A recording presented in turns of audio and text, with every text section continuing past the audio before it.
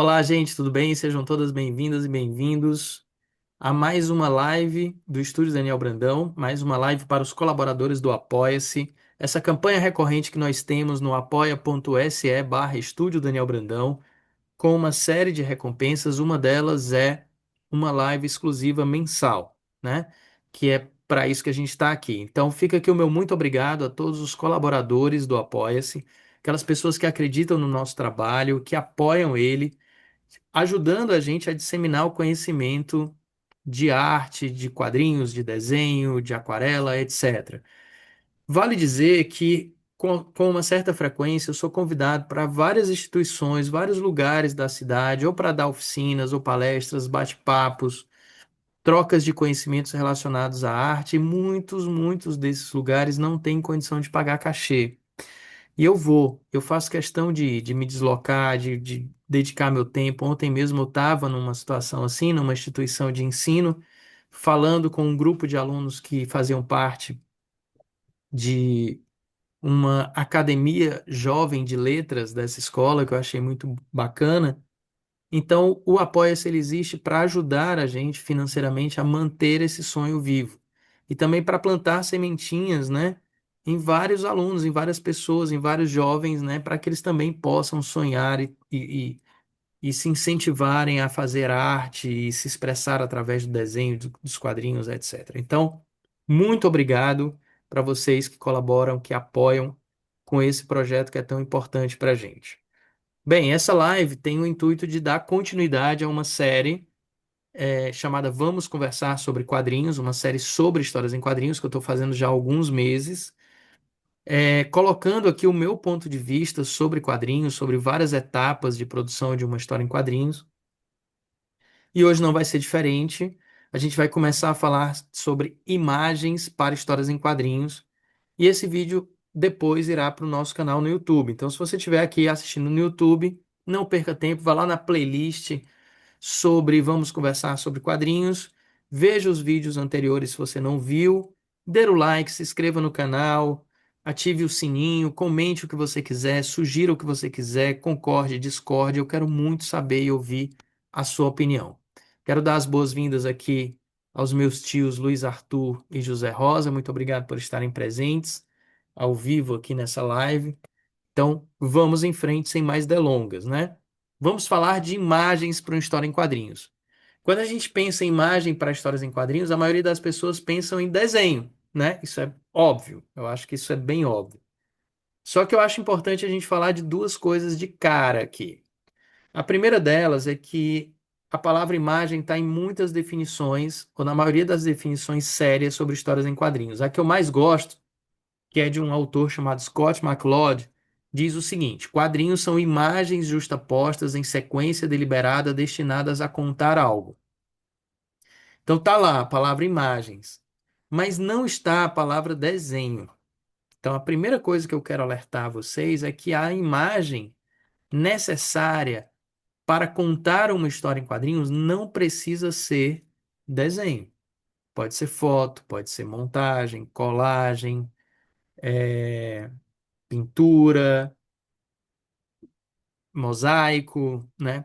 Pode ser muita coisa. E a segunda coisa é que muita gente que entra no universo dos quadrinhos para trabalhar com isso ou para fazer quadrinhos supervaloriza a imagem, acha que a imagem é a coisa mais importante. Eu não acho. Eu acho que o texto é a coisa mais importante numa história em quadrinhos. Uma boa história em quadrinhos é para ser lida, é para se contar uma história. E tudo que vier pós-roteiro tem que estar a serviço do roteiro. Então, as imagens, quem for produzir as imagens, tem que produzir pensando em contar aquela história da melhor maneira possível. O que é que isso significa? Significa que o critério de escolha de imagens não é primordialmente ou exclusivamente a beleza da imagem, nem a virtuosidade da imagem. Não.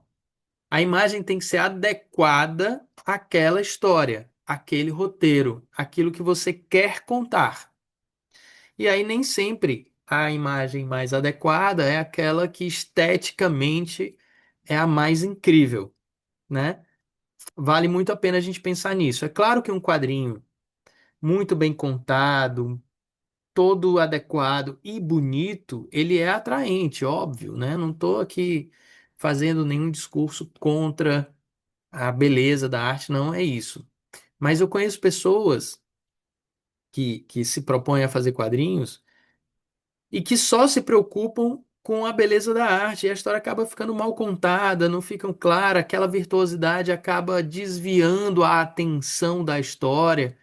Então, tem casos em que a técnica atrapalha mais do que ajuda. A gente precisa ficar muito atento a isso, tá? Então, eu vou aqui compartilhar com vocês algumas imagens importantes que vão nos guiar por esse bate-papo, por esse discurso relacionado a imagens, tá? Então, eu vou começar aqui dividindo com vocês 3 paginazinhas de um livro muito bacana do Scott McCloud, que eu já citei. Esse livro chama-se Desenhando Quadrinhos, né? E aí, num determinado capítulo, ele organiza, é um livro todo em quadrinhos, como vocês podem ver, mas é um livro didático, muito bacana. Ele propõe que um quadrinista precisa fazer 5 escolhas. A escolha do momento, né? Eu vou ler aqui rapidamente, tá? Decidir quais momentos incluir uma história em quadrinhos e quais deixar de fora. Escolha do enquadramento, né? Escolher a distância e o ângulo corretos para ver esses momentos e onde cortá-los. Isso tem a ver com a escolha de câmera, né? A escolha das imagens, que é o que mais nos interessa, ó, representar os personagens, objetos e ambientes com clareza nesses enquadramentos. A escolha das palavras, escolher palavras que acrescentem informações valiosas, que se casem bem com as imagens que as rodeiam. Eu digo mais também, né? Saber desenhá-las bem, né? Fazer bons balões, bons letramentos. E por fim, a escolha do fluxo, que tem a ver com narrativa, né? Tem a ver com diagramação de páginas, tem a ver com ritmo. Pois bem, aqui ele disseca um pouquinho mais essas escolhas e afirma que não há uma ordem certa para você desenvolver uma história em quadrinhos, né? Você pode começar com esboços rudimentares da história, depois colocar o diálogo, depois criar a arte final. Você pode começar por um roteiro pronto, escrito, depois fazer os layouts, depois criar a arte final, que é o mais comum. Ou você pode até criar um quadrinho finalizado, sem a menor ideia do que vai vir em seguida, e depois você fazer o que, enfim. Não tem uma fórmula certa para a gente seguir essa produção. Mas o fato é que, tal hora, a gente se depara com o momento em que a gente precisa decidir sobre a imagem. E aí, quando a gente se depara com esse momento, a gente precisa lembrar que a imagem não precisa necessariamente ser um desenho. Veja essa história em quadrinhos aqui chamada A Arte é Humana, né? Acho curioso esse texto, porque, enfim, tem um ser humano aí, eu, né, como personagem só com fotos, né? Então aqui não tem desenho, não tem desenho, mas tem imagens e nós temos uma história em quadrinhos. Aqui eu tenho um exemplo mais clássico, as famosas fotonovelas, né?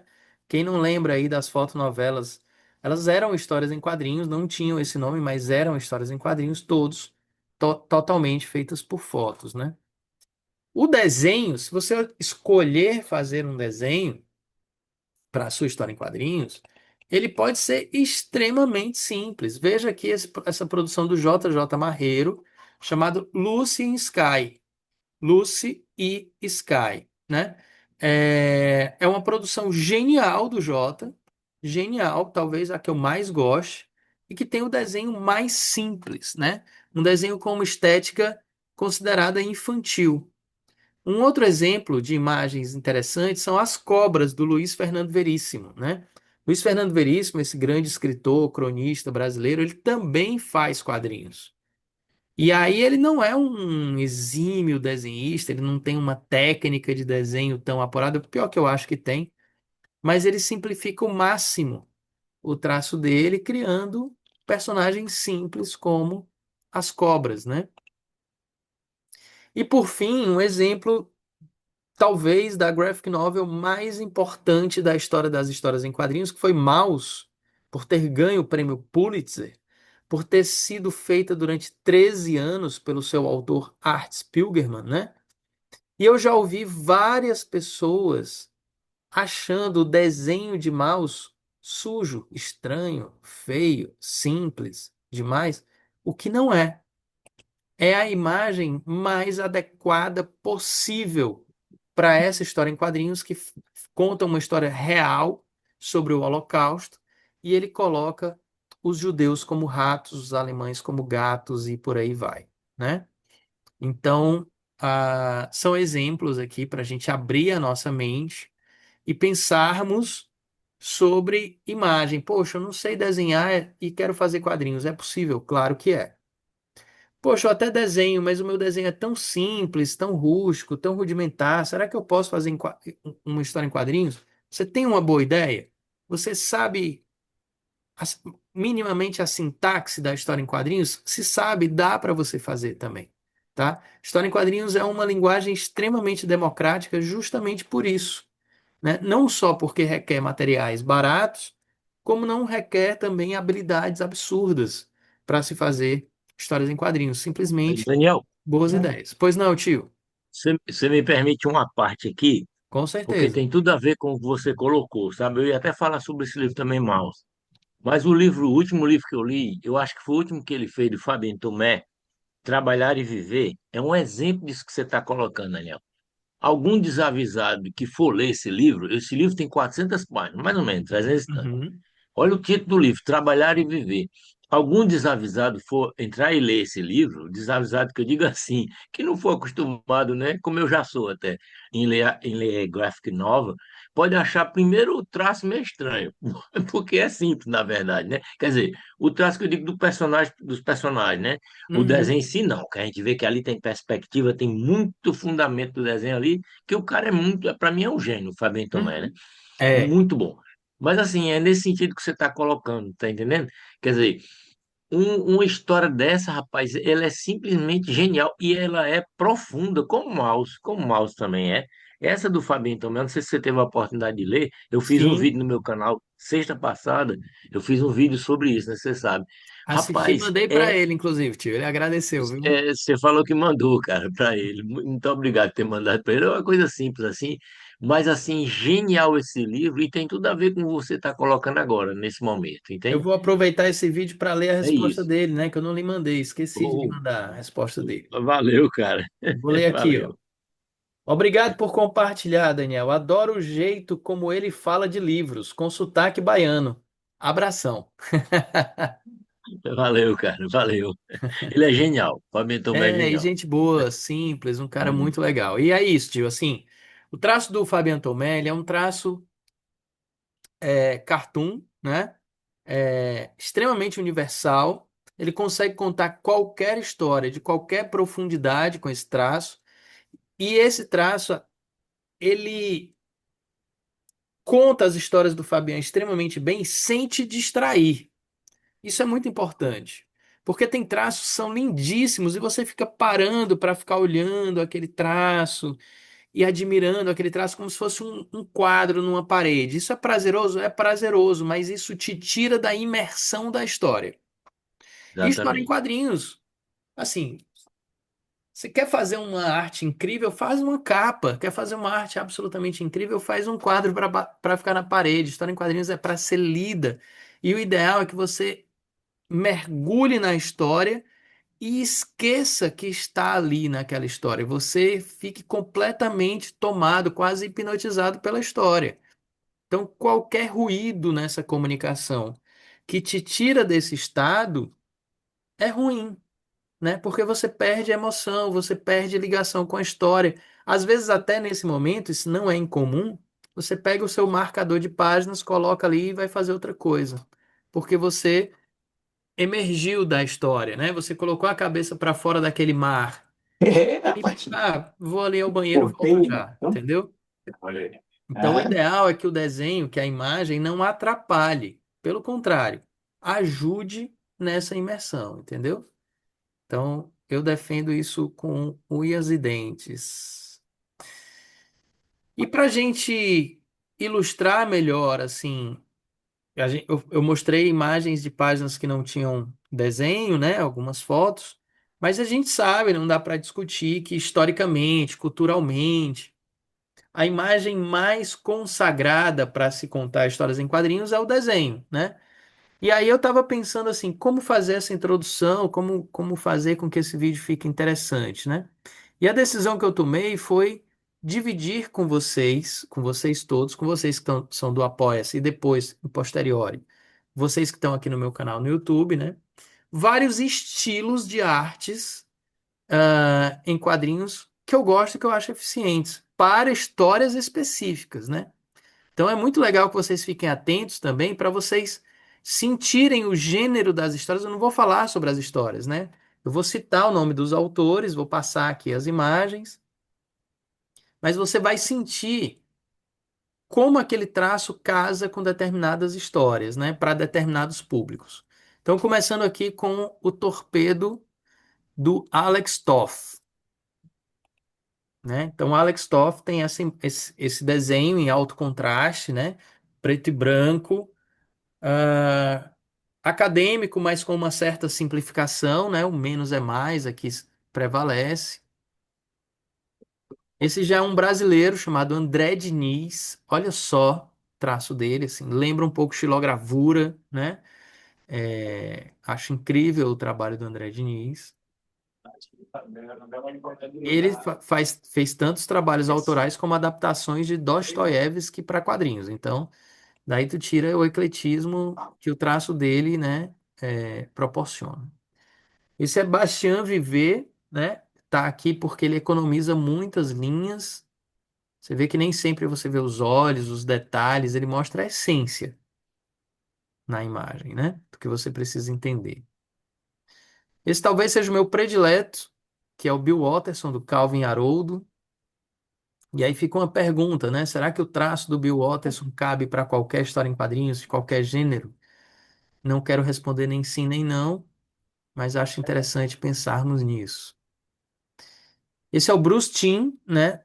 Um desenhista que tem o cartoon prevalecendo, né? Ele é diretor de animação, mas também faz quadrinhos. Charlie Schulz, do Peanuts, né? Consagrado do Snoopy, em duas fases dele diferentes. Esse, infelizmente, eu não tenho um nome, mas ele claramente é um, um, um inspirado no RG do Tintin, né? Que o RG do Tintin é o criador da linha Clara, que é essa linha que não tem volume, né? Que é muito consagrado no quadrinho franco-belga. Fabien Tomé, que já foi citado aqui, né? O traço dele está aqui, ó. Também eu acho que ele tem influência do RG do Tintin. Mais uma do Fabien Tomé. Alguns eu tenho que dar um closezinho para ficar mais claro. Mais uma, você vê que eu gosto muito dele, de fato. Esse é o Flávio Colim, né? É o meu quadrinista nacional predileto. Acho a arte dele extremamente brasileira, né? Se tem um estilo que eu considero brasileiro, é o estilo do Flávio Colim. Olha só, páginas do Colim. Esse é o Goran Parlov, né? Um russo. Jaime Hernandez, um mexicano. Estou tentando ser o mais eclético possível aqui com vocês. Jaime Hernandez, novamente. Esse é o Jean Giraud, francês. Jean Giraud, guardem esse nome, que lá na frente ele será citado novamente. Jean Giraud novamente, né? Ele faz um faroeste chamado Blueberry ou Blueberry. Esse é o Jeff Smith, do Bone. Tem um cartoon lindo, tanto preto e branco quanto colorido. Esse José Gonzalez, deixa eu pescar aqui, se é isso mesmo. Olha, acertei, menino, minha memória tá boa. José Gonzalez, espanhol. José Gonzalez. Olha como ele é virtuoso, né? Vou dar até um closezinho nessa página. Ele é incrível, né? E onde você fez aula de tradução? Você vai tratar? Aqui é o Juan Guarnido, do Black Sad, um grande autor de aquarela, né? Faz esse quadrinho, cujos personagens são animais.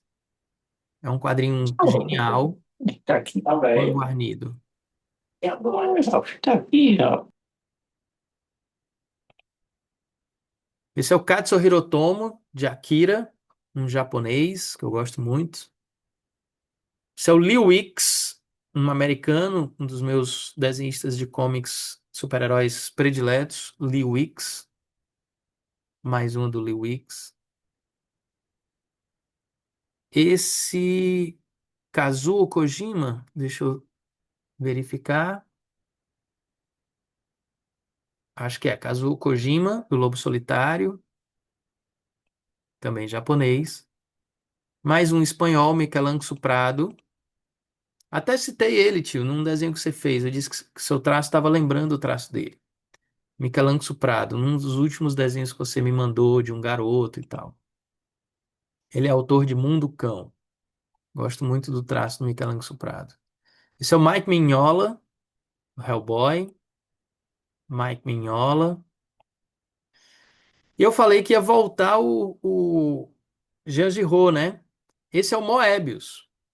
E o Moebius é o Jean Giraud. É a mesma pessoa. Só que ele muda o traço na carreira dele, ele muda a assinatura. Não parece a mesma pessoa, mas é, né? Esse é o Moebius. Esse também é o Moebius, o mesmo Jean Giraud, né? Ele muda o gênero das histórias. Esse é o Olivier Coipel, um francês que fala português muito bem. Olivier Coipel. Sean Gordon Murphy, mais um americano. Sean Gordon Murphy. Sean Gordon Murphy. Está terminando aqui. Mais uma dele. E vamos para o nosso último autor. E esse último autor é interessante porque ele vai ter traços completamente distintos, chamado Stuart Immonen, canadense, né? Então olha esse traço do Stuart Immonen como é elegante, né? Em alto contraste, com traços econômicos, elegantes, perfeitos, simples. É o traço que eu mais gosto dele. Mas ele também desenha assim, ó. Quando ele muda o gênero, ele também desenha assim. Isso é o Star Wars dele, né? Então, cara que tem esse traço aqui é o mesmo cara que tem esse traço aqui. Isso amplia muito a capacidade dele de contar várias histórias em quadrinhos diferentes, de gêneros diferentes, né? Então, a minha intenção de dividir com vocês esses vários estilos, claro, de autores que eu gosto, né? Tinha esse critério também, é mostrar para vocês como é amplo o universo de imagens possíveis para se fazer uma história em quadrinhos, né?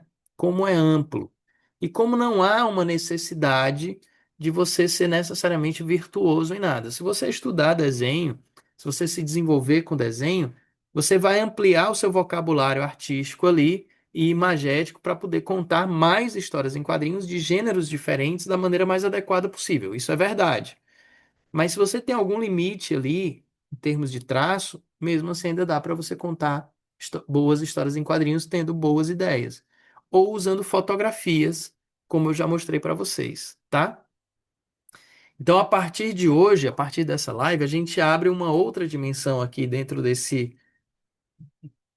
dessa playlist de vídeos sobre histórias em quadrinhos, porque agora a gente vai tratar de páginas, de imagens, né? A nossa próxima live já será sobre narrativa, né? Sobre diagramação de páginas, sobre ritmo, sobre storytelling, que eu adoro, que eu acho importantíssimo, né? E aí todas essas imagens possíveis que eu mostrei hoje podem se adequar àquilo que virá a seguir. Alguém tem alguma dúvida, alguma consideração, alguma pergunta sobre o que foi mostrado hoje?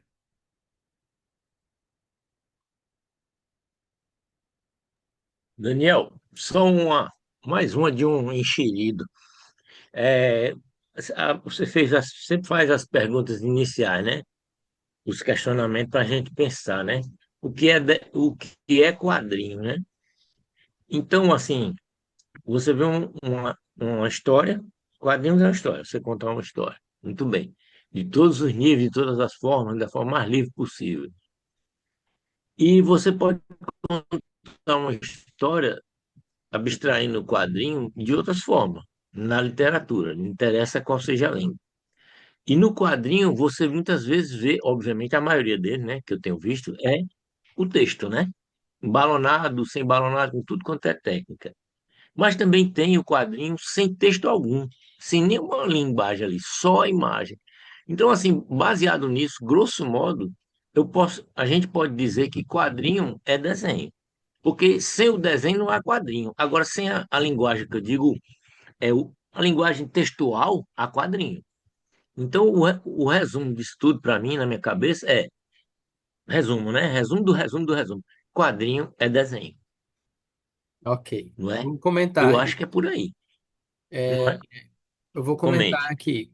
A gente vai abrir um caixa de diálogo muito interessante. Primeiro que, por que que eu não concordo que quadrinho é desenho? Primeiro, quadrinho, a gente tem que trocar a palavra desenho por palavra imagem. Imagem é uma palavra mais ampla que desenho, né? É, eu mostrei para vocês que fotonovela é quadrinho, certo? Então, precisa ter imagem. Não tem quadrinho sem imagem. Isso aí nós concordamos, né? Precisa ter imagem. O segundo ponto é quando você cita o quadrinho mudo, aquele quadrinho que não tem explícito o balão, a caixa de recordatório e as palavras escritas, né? Não tem letras escritas, só tem imagens colocadas lado a lado numa sequência deliberada. Eu e vários autores defendemos que sim, esse quadrinho ele possui um texto. Esse texto ele não é explícito. Esse texto não é lido, né? No balão, no recordatório. Mas que texto é esse? É o roteiro. É o que foi escrito para ser desenhado. Ou seja, conclui-se, quem concorda com essa ideia, eu concordo com essa ideia, de que não há quadrinho sem imagem, mas também não há quadrinho sem texto. A imagem tem que estar a serviço de um texto. Que texto é esse? Aquilo que você falou lá no início da sua fala, que é a história. É, né? As imagens têm que estar contando uma história. E para terminar sobre o que é quadrinho, essas imagens não podem estar organizadas de qualquer jeito. Se essas imagens, por exemplo, para contar essa história, tendo um texto por trás, elas forem sobrepostas, colocadas umas sobre as outras, e você vai tirando e olhando o que está por baixo, você está muito próximo da linguagem da animação e não da linguagem do quadrinho. No quadrinho, as imagens não são sobrepostas, elas são justapostas, colocadas lado a lado numa sequência. Justamente por isso, pelas imagens estarem lado a lado, as histórias em quadrinhos são a única linguagem narrativa que eu conheço que é possível você ao mesmo tempo ver presente, passado e futuro. Vocês recebem tirinhas, leem tirinhas. Imagina uma tirinha de 3 quadros. Quadro um é um momento no tempo, quadro 2 é um momento um pouco além do quadro um e o quadro 3 é o último momento desse tempo. Então é como se a gente tivesse 3 tempos, né? Quando você está lendo o quadro 2, o teu olho não deixa de enxergar o um, muito menos o 3. Então, ao ler o 2, você está lendo o presente, o passado e o futuro ao mesmo tempo. Isso é mágico. Quando você lê uma página do Fabian Tomé, que tem 6 quadrinhos na página, e você está no quadro 3, o teu olho está focado naquele presente do quadro 3. Mas ele não deixa de ver, de borrado, de canto de olho, desfocado, os quadros um e 2, nem deixa de ver os quadros 4, 5 e 6. Então você está focado no presente, mas sem deixar de ver o passado e sem deixar de ver o futuro. Que futuro você não consegue ver numa história em quadrinhos? Aquele que está por trás da virada da página. Então, o recurso que um quadrinista tem para surpreender o leitor é a virada da página, né? Então, são características muito específicas da linguagem que outras linguagens não possuem, né? E aí essas características específicas ajudam a gente a definir quadrinho de uma maneira melhor, né? Claro, esse é meu ponto de Valeu. vista, né? Não é uma Valeu, coisa Daniel. Foi muito bom a definitiva, explicação. Tranquilo. tá bom? Pois então, eu quero agradecer a vocês.